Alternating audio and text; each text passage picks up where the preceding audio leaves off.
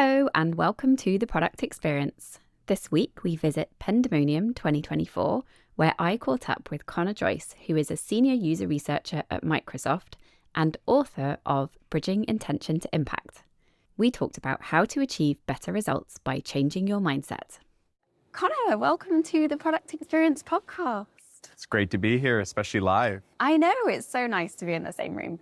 So you're doing a talk today, but we're going to have a chat about all of your experience and the book that you've written and some of the work that you're doing and your background in user research. But before we go into all of that, it'd be great if you could give our listeners and viewers a quick intro to you and how you got into the world of user research. So I started my career in consulting, and I was implementing Workday. And that was my first introduction to first big tech, but also all the challenges that come along with actually creating and then deploying technology. And so while I was on the implementation side, I saw the challenges that people face actually getting the value that they want from technology. And so I decided I want to go deeper in that. I want to go and I was doing some basic user research in that role, but I wanted to make a career out of understanding the users, not just researching them, but ultimately building the product for them. And so did a master's in behavioral science, chose that space because I saw it as a unique perspective that I could bring to product. And then from that point forward, held mostly research roles, but a couple of product roles throughout my career since then, and have just really enjoyed the entire pursuit of not just building product, but building products that solve user problems, that really people don't use products just to say they used it. They do it because they're tools that they need to get a job done. And that's the philosophy that I've taken throughout my work. And it's interesting that you've done product roles and user research roles. And, I think a lot of product people don't have the benefit of a user researcher on their team. And, even when there is a user researcher or a user research department even, it's interesting to see the dynamic between product and user research. So, in your unique experience of having done both product and user research, what would you say are the ways to work together or work to make sure that user research is really sort of done well and done right? And to your point, I've been on teams. I've created startups where I was playing the product role and was doing research. And at the same time, I've been at Microsoft, which has gigantic they call them research studios because they're so big and filled with just researchers.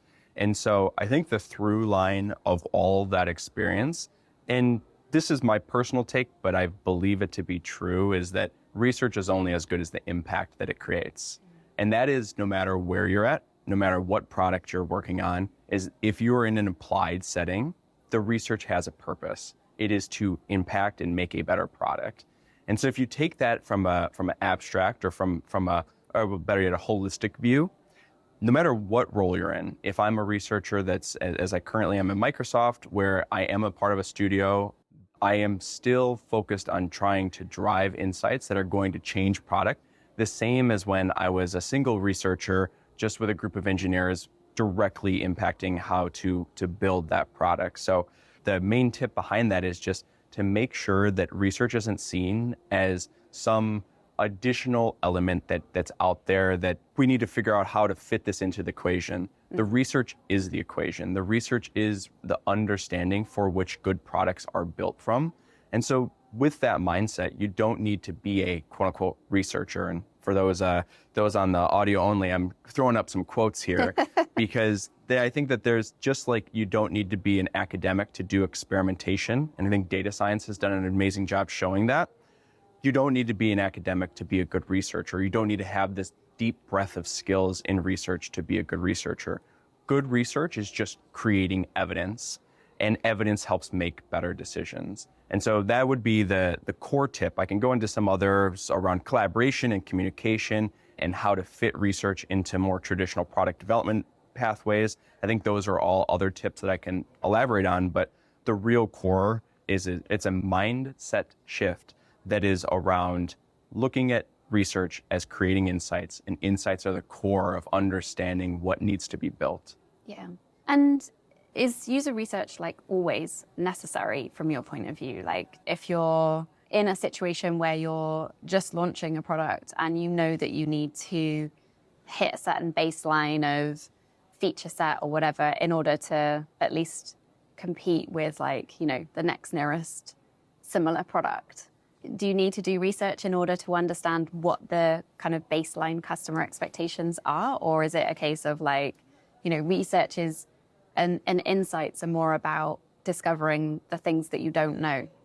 That's a great question. And then while you were saying it, I'm really kind of mulling through on what is my honest answer. And I think that when I think of research, I think of it as the creation of those insights, like I previously said, and it's coming from many different avenues. User research, I think, commonly is associated with qualitative research, really in-depth interviews, diary studies, etc. That is what many user researchers excel at, but that is not the only thing that user research can do. Just as data scientists, while they're great at quantitative research, they also can do analysis on qualitative insights in the sort. So when you ask, is user research needed in all places? I would say no, it's not needed in all places. But there should be evidence coming from somewhere that's indicating that it should be built. And so at the highest level, I would just call that more insights overall. And those insights can come from many sources. Maybe it's the sales team who just ran an analysis on their deal close and what was necessary to close certain deals, and that's what's driving us a feature. Maybe it's the customer service who has done an analysis on their Zendesk tickets, and they see that there is a common request that's continually to come in, and that's the evidence of why a feature is being built. Those are all, in my mind, research. Maybe it's not a user researcher that's doing it, but it's evidence that's backing why it's being created. That I think is necessary. But does a user researcher have to go in and have an interview or do something like that every time? No, I don't think it's necessary.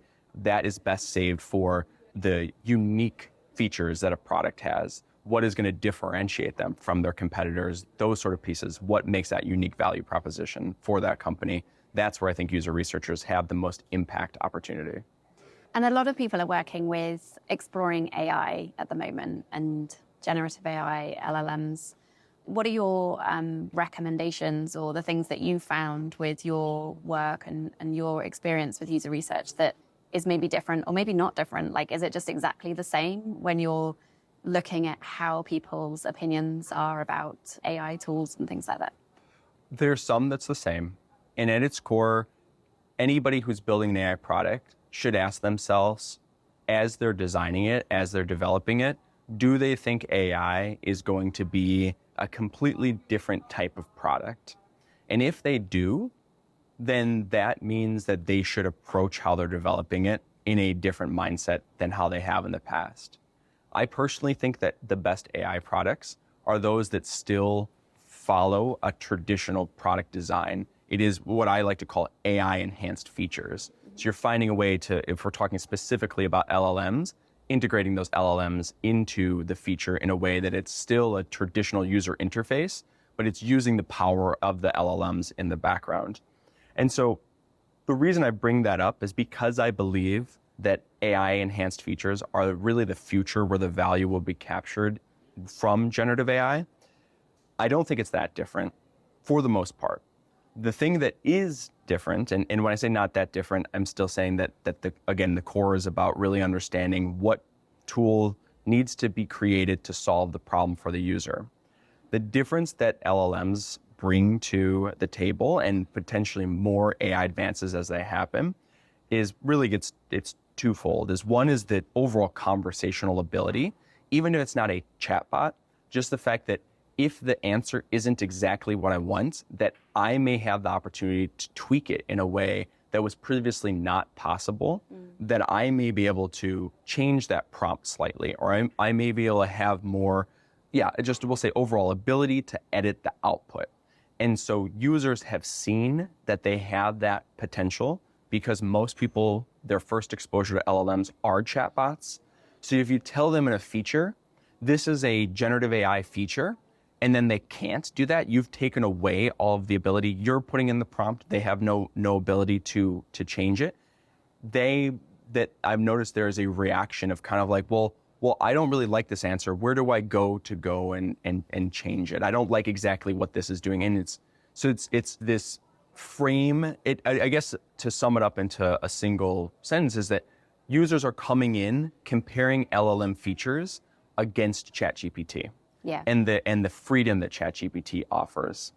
I think the other piece that is in line with that, but is on the output side specifically, is that there is this really interesting group of academic research that's now becoming highly relevant, some that shows that people have a natural bias to accept AI, some that shows that they have a natural bias against accepting AI, and I've seen really both play out.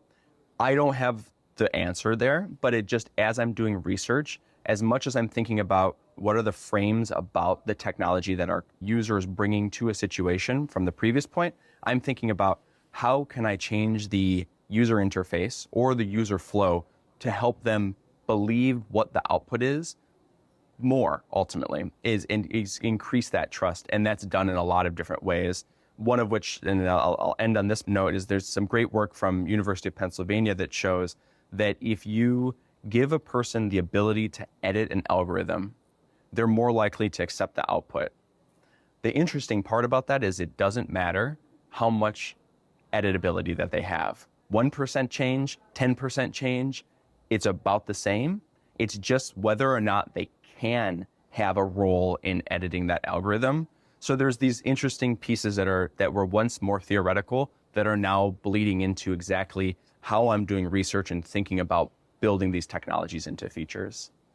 Do you think that will change as well as people start using these tools and features more? Like, I remember I worked in a sort of personalized search and recommendations business, and, you know, we had to kind of quantify every time we showed personalized recommendations, like, these have been generated by an algorithm, you know, so that people weren't like, hey, why are you recommending me, you know, so-and-so, like, that's not my taste. And, you know, we had to explain this is generated by a computer, if you know what I mean. And now I feel like everyone just accepts, like, the personalized recommendations. Sometimes it'll be right and sometimes it'll be wrong, and it's generated by an algorithm, and you don't really think about it that much, and you don't get offended when it is wrong. I feel like we're there now, and I can see the same sort of path happening with Gen AI tools and LLMs, where as product people and designers and everything, we're having to explain quite a lot to bring the user along the journey at the moment. But that will probably change in the future as people get a lot more used to these tools and how they work and what they do. I would believe that's true as long as the technology does follow in the same paradigms as previous technology. And so that's why I do believe the best approach for implementing LLMs specifically, generative AI more broadly, and then ultimately AI, is to build AI-enhanced features, build them in the same way that products used to be built, but utilize the superpowers of those technologies within the actual features, pretty much in the back end is another way to put it.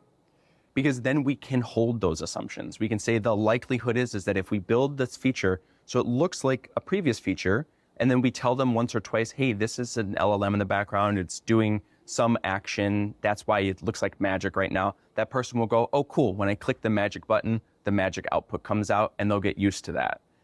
If we do have this paradigm shift and it does become more conversational, like there are those who believe that the future will be, I just lift up my phone and I start talking to it and it's doing something, that will be a completely new way to interact with technology. And so I don't know if we can hold those same assumptions. What you're talking about at its core is to some degree is just learning overall, like learning philosophy. The more that someone learns, the more likely they'll be able to do it themselves. So that's probably true, but how we actually communicate to users, if you're building features, you can communicate it like it has always been communicated. If you're building a brand new conversational ability or something else, it will require more attention to make sure that people really are learning it and following in the same path as before. I have a funny story to tell you about my 11-year-old who was 10 at the time, who was like, oh, hey, Mum, you have the ChatGPT app on your phone. And I was like, yeah. Who's like, can I just have a play with it? I was like, yeah, sure, go ahead. And he then asked ChatGPT how he could persuade his parents to let him spend money on Robux. Oh my gosh. And has this whole conversation with ChatGPT. And luckily, the LLM kind of comes back to him and says, it's probably a good reason why your parents aren't letting you spend this money. Wow. But it's hilarious. And, he says, if she's a Capricorn, is there something specific I should say to her in order to convince her? So it's very interesting, like seeing a child engage in that type of conversation and how they're using this tool. Wow, you may have a lawyer in the making there. Yeah, exactly. Yeah. So you've also written a book about impact mindset. Tell me a bit about like what an impact mindset is. Yeah, so I previously suggested that I did a master's in behavioral science and that gave me this unique perspective coming into the product and tech space. And what I really believe that unique approach is that whereas the traditional philosophies of design thinking, jobs to be done, a lot of these that are tremendous philosophies for building product, I believe they have one downside, and that is that they generally end at the user outcome. So they say, here's what you're trying to build for, now go do it. And there's been all these great design books that have come out that talk about all the different tactics and ways that you can design to achieve those outcomes. But I still believe the missing piece is the measurement of specific behaviors. Mm-hmm. Simple examples, finance, fitness. If you think about an app that's built to help someone lose weight, there's going to be specific behaviors that are going to do that. Increasing of exercise, decreasing of calorie consumption, et cetera, et cetera. Finance, increase someone's savings account.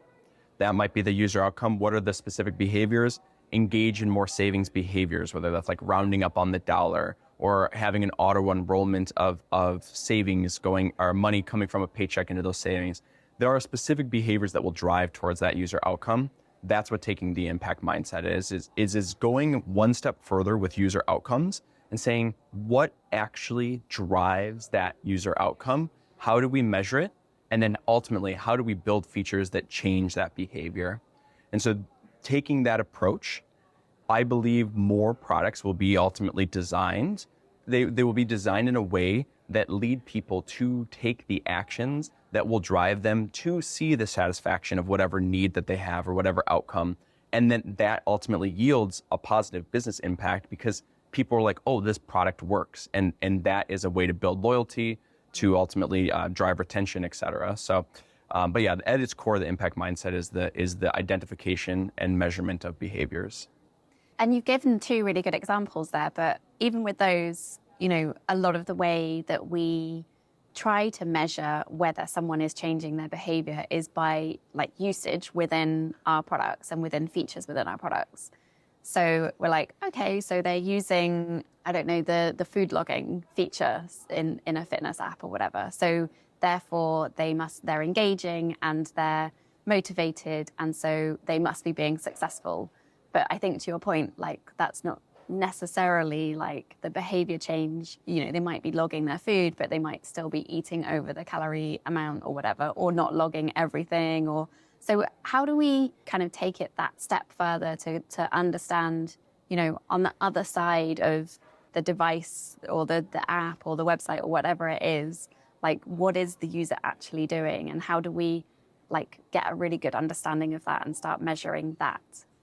It's you teed me up perfectly to say it because it's how I start the book is that I believe that the greatest mistake that's happening in product development right now is the assumption that usage equates to users satisfying their outcomes. So it's that assumption that if someone is using something, that means it's working. Yeah. That assumption can be true. I'm not saying that it isn't. And usage is an extraordinarily powerful metric for growth and for understanding whether something is actually being used, which the best product in the world that sits on a shelf somewhere is, again, not going to have impact, talking about research like we previously were. But usage and even usability, so things like NPS and satisfaction, those, again, are not actually showing if something's working. It's just showing whether or not someone liked the experience. So to your point, to the calorie tracking app, let's say that someone is using the feature that is tracking the calories. That is one way to look at it. Asking them, did you like the experience of tracking those food? That's another way to measure it. The third is to literally think about, from the feature sets that we have, are they actually consuming less calories? Are we actually seeing over a 14-day window, did the calories consumed go down?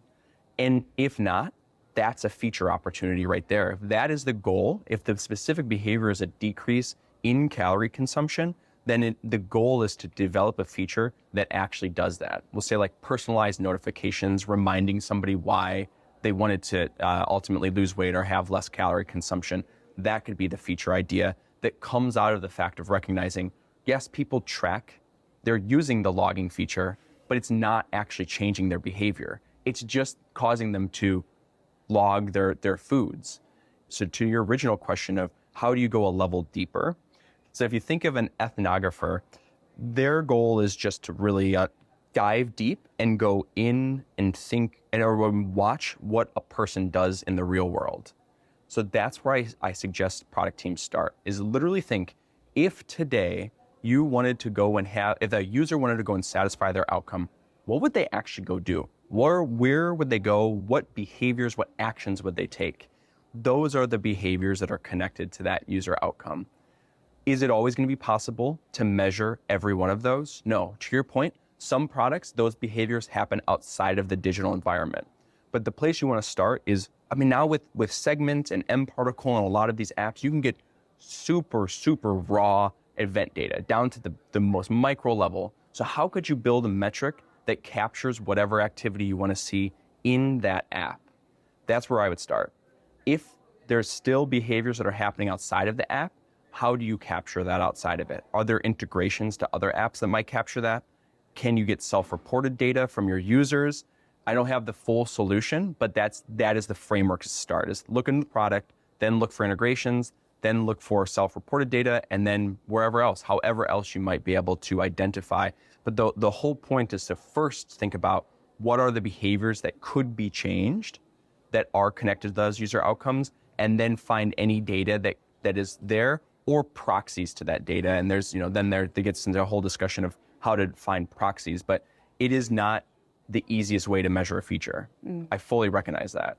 It is why, even though we live in this measure what matters economy right now, that the main reason or the main metric that teams choose to measure is usage, because it is the easiest to create. Every product suite, that's the main default metric now, whether it be Pendo, whether it be any of those other analytics suites. That's the default because it is the most easy to capture, since by nature, it's created just by having something that someone could use. But it is misguiding teams, and it is leading to leaky buckets where people see a skyrocket growth. They think this is great, but then there's no switching cost because the product isn't actually working. And so the users are jumping to alternative solutions as they think themselves, I need to find something that's actually going to satisfy my outcomes. So when teams take that little bit of extra investment to identify those behaviors, they will have leading indicators that will be much more predictive of whether people will continue to use that platform. It's interesting because when I was reading about the book and about impact mindset, I was thinking, is that how Facebook became what it is? Because I think they were always wanted to focus on daily active users or whatever. Maybe that's completely wrong, but I've left Facebook a very long time ago, so I actually have no idea how it works now. But whenever I see my husband using it, I'm like, what is that? It just looks like such a mess. And it just looks like it's full of features to just try and get you in every single day, and not necessarily a great user experience anymore. Well, and if you think about Facebook specifically, their goal, and I can't remember their mission statement verbatim, but it's something like connect the world. And at first they were doing that really well, and people really did feel more connected to their friends and family through Facebook. And then over time, to that point, they've had a lot of feature bloat because they have focused more and more on usage, and then also eyes on screens, that type of retention. There's another word for it that's escaping my mind, but just consistent usage, we'll say. And then they had this pivot at one point where I think that whether it was Mark or whether it was another one of their product leaders thought we should go back towards really connecting people. And so they came out with groups and communities. And for a while it did that. And there was this resurgence, and you heard these stories of mommy groups and people sharing free and for trade groups. And and local bike meetups. And you heard all these, and it was like, oh, cool, Facebook's getting back to its core. But then as the product continued and it started to recommend groups, because they again were seeking higher levels of engagement, then it started to go down these rabbit holes. And if I liked one group that was maybe like I live in Washington State and I'm in Seattle, but there's large gun groups outside, maybe I go and join a gun group that's in a Washington State, it's going to start to bring me down a specific guide of here's a recommended group, until I'm like, what am I getting advertised? Like, this is so far from where I started. And again, it was because of this perpetual pushing for engagement that it lost the purpose of why they created the feature in the first place, which was to drive higher levels of what their mission is, of actually satisfying the outcome of I want to be connected. And now it is a way of the word was escaping, but it's radicalizing. It has a radicalizing function to it because it's sending people down rabbit holes through the groups that it keeps recommending them, all in a pursuit of engagement, because they're over-focused, and most social media does this, is it's an over-focus on getting people emotional because they know that connects to higher levels of engagement. But that, again, is not why people are using the social media. They're using it to connect with their friends, to catch up. So there's these conflicting factors. And then you see something like TikTok come in. And one of the reasons why I believe TikTok exploded in popularity, yes, because it's engaging, yes, because there's short form video, but also because it brought people back to the entertainment factor of social media. A lot of people, that's the main reason they're on social media.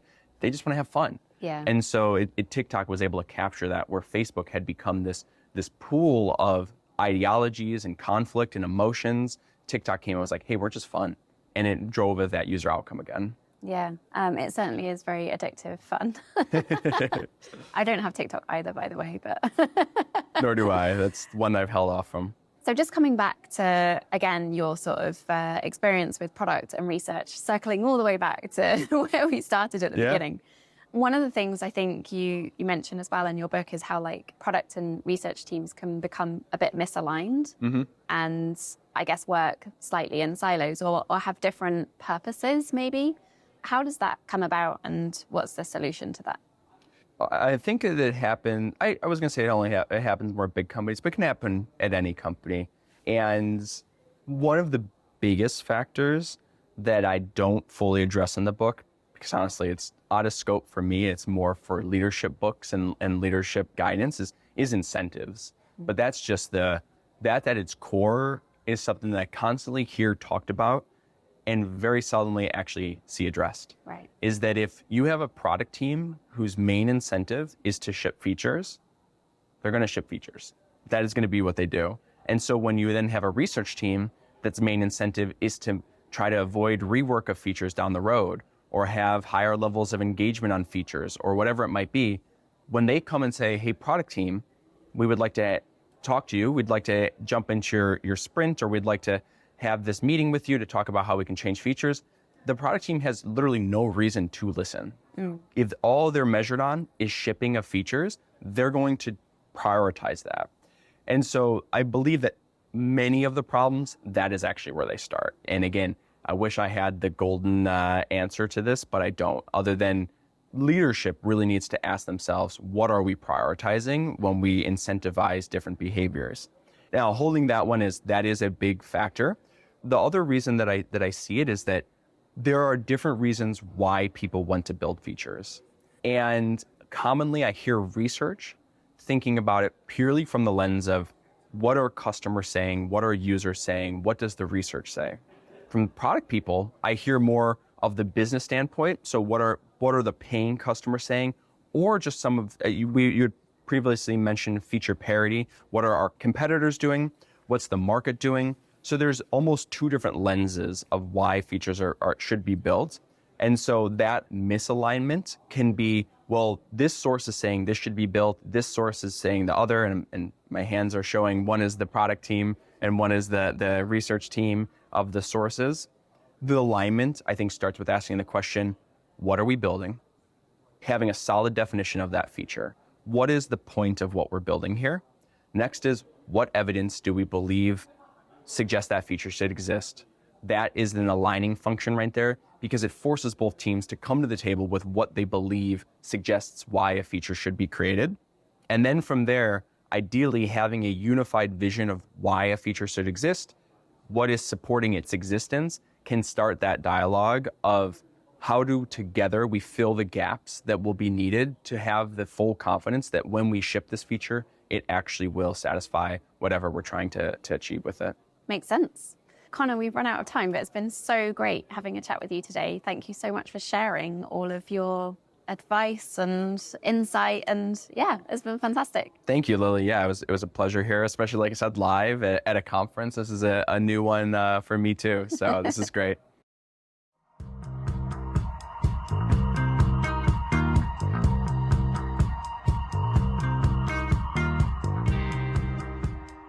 The Product Experience hosts are me, Lily Smith, host by night and Chief Product Officer by day. And me, Randy Silver, also host by night. And I spend my days working with product and leadership teams, helping their teams to do amazing work. Luran Pratt is our producer, and Luke Smith is our editor. And our theme music is from product community legend Arnie Kittler's band, POW. Thanks to them for letting us use their track.